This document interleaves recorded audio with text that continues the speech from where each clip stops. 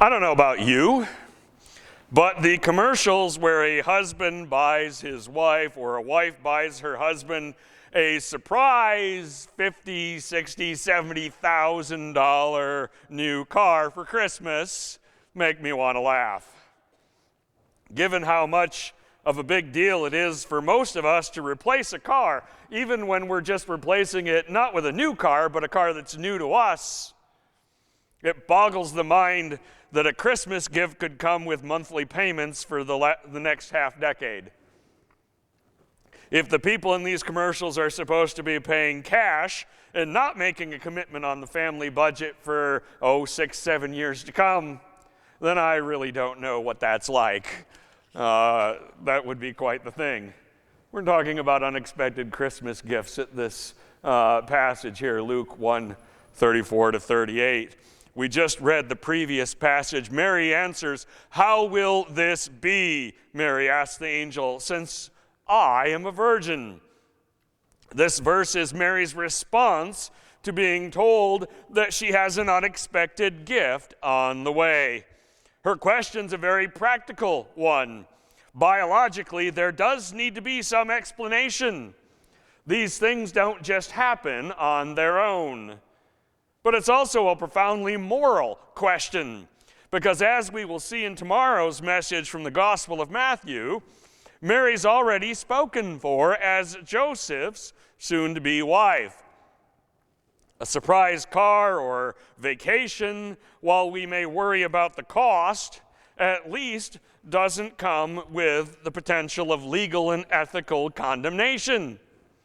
Mary has a legit question. Thankfully, this is one the angel is prepared to answer. Here it is. The angel answered, "The Holy Spirit will come on you, and the power of the Most High will overshadow you. So the Holy One to be born will be called the Son of God." Now, this can't be the answer that she expected. How do I know that? Well, it isn't the answer anyone in her place would have expected. Even given that the God of Abraham, Isaac, and Jacob is certainly a God who delights in unexpected births, just as Abraham and Sarah with Isaac. But these things had always occurred in the natural, if unlikely due to old age, but still in the natural sort of way. In other words, God had worked miracles to bring the birth of promised children before, but they were, if this term makes sense, ordinary miracles. This is not that. Mary's about to be the recipient of a unique gift. You ever try to get a unique gift for your spouse or your child, something they didn't even know was out there, something they hadn't even thought of? Well, this is more unique than that. How unique, you ask? This is the only one of these in the history of existence. One of a kind. Literally true in this case. God's going to cause this conception, not in the carnal way like Zeus in the Greek mythology, but through a spiritual manifestation of the power of God. It will result in a child who is both 100% Mary's baby boy and 100% the eternal Son of God. Not only is this the greatest gift humanity will ever receive, but it's coming in mind-blowing fashion. Saying surprise to Mary seems to fall a bit short of this moment. So the angel helps it along by saying this: "Even Elizabeth, your relative, is going to have a child in her old age, and she who is said to be able to conceive is in her 6th month." To assure Mary that her unexpected gift from God was not a dream but reality, her angelic visitor tells Mary that 6 months ago, God orchestrated another of his ordinary miracles in the life of someone Mary knew full well, her cousin Elizabeth. Like Abraham and Sarah, Zechariah and Elizabeth are about to have an old age baby.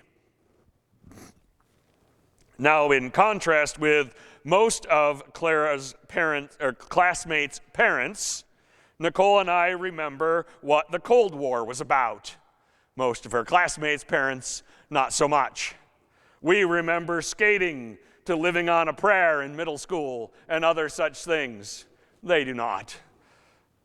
But, and I say this thankfully, we were a ways from qualifying as old age when Clara came into our lives, just because we're a little bit ahead of them. Zechariah was so surprised, as we read earlier tonight, when he heard that his wife would finally have a child after decades of waiting, he didn't believe it. In fact, he spent the whole pregnancy mute because he hesitated to believe God. For no word from God will ever fail. In the end, it probably helped Mary overcome the enormity of her situation to hear how God had brought joy to Zechariah and Elizabeth. It likely helped her see that she is part of a larger plan, that God is in the midst of moving forward. She is a key part, no doubt, but not the only part. This, too, is a pattern from God. Nobody stands alone. There are always other irons in the fire, other pots on the stove. And I couldn't help myself. I added other buns in the oven. That does feel like a dad joke, but it works here. What God has promised, He will do. When God has given His word, that word stands. It cannot fail because God is God. Both His character of utter truthfulness and His unrivaled power and wisdom ensure that when God says something is going to happen, it happens. The unexpected to Mary, the first Christmas present, was the cornerstone of a plan from God that began before Genesis chapter 1. The only question of the moment then is, how will Mary react to this most unexpected gift? I am the Lord's servant, Mary answered. May your word to me be fulfilled. Then the angel left her. The gift was a surprise and a shocking one at that. But to her credit, Mary accepted it with more grace than a number of men in the Bible who were given an unexpected opportunity. Thinking about you, Moses, or Gideon, or King Saul, who hid amongst the luggage when they wanted to make him king. Tonight, we celebrate once more the arrival of this wondrous child. At the moment this text relates to us, Mary still had 9 months ahead of her before she held in her arms this child of wonder, the Son of God. Only one application to take from this message for us tonight. The gift of the Christ child may have been shockingly unexpected to Mary, but it was absolutely in keeping with God's work amongst His people in the past and His ongoing work throughout history to redeem humanity. Well, let us continue in song. Just a moment.